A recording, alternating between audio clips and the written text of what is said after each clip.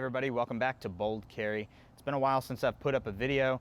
Been kind of busy doing concealed weapons classes, you know, with this whole COVID-19 and then the riots on top of it. There's been quite a few people who wanted their concealed weapons license, and here in Florida you have to get acceptable training to be able to apply for that. So I've been really busy with all that. But something happened this weekend that I wanted to comment about.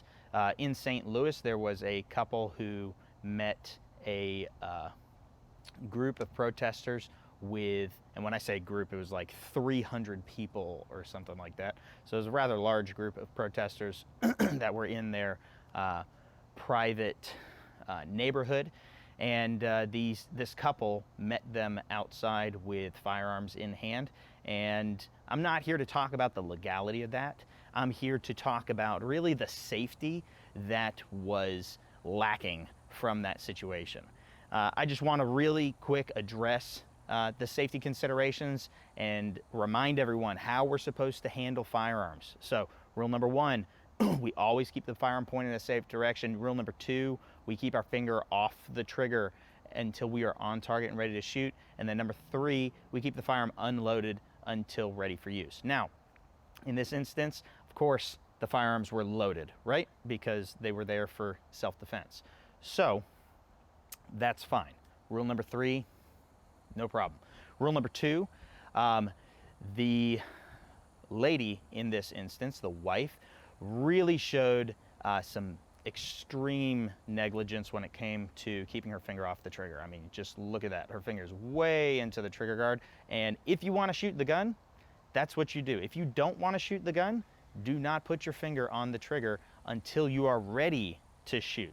And seeing as no shots were fired during that entire encounter, she should never have had her finger near the trigger, much less on the trigger. We keep our finger high and off the trigger, not on the trigger or on the trigger guard, high above the trigger. So with that said, rule number one, we see a big issue with this in this video. The husband not intentionally pointing the firearm at anyone, but you can see in several spots where he points the firearm at his wife. Okay, you also see where he's just kind of pointing the firearm in any direction without regard for where he's pointing the firearm. I would have much rather seen him point that firearm down at the ground, which would have been a lot safer. Even pointing the firearm up would have been safer than just pointing the firearm out into the crowd like he was. But up's not a great option, because if he were to have a negligent discharge, round goes up and it still has to come down somewhere. You just don't know where it's going to come down. Better than directly into a crowd. But the safest direction, obviously, is down into the ground. And then, of course, the wife in this instance is literally just pointing the gun wherever she pleases and intentionally pointing the gun at people. Totally unsafe. You know, she's not ready to shoot the gun. She's not actively engaging a threat or anything like that, and she's just pointing the gun wherever she will. These people really do need a little bit more training when it comes to safely handling their firearms and really reacting to a threat appropriately.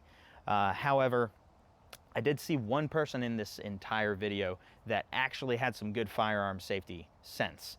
And that's this guy right here. This guy, absolutely, as soon as he sees guns come out and they're pointed in his direction, he is like, all right, guys, yeah, let's go. Come on, let's go, right? If somebody's handling a firearm unsafe around you and you can't get through them, hey, point in a safe direction, hey, keep your finger off the trigger, hey, is that loaded when it shouldn't be?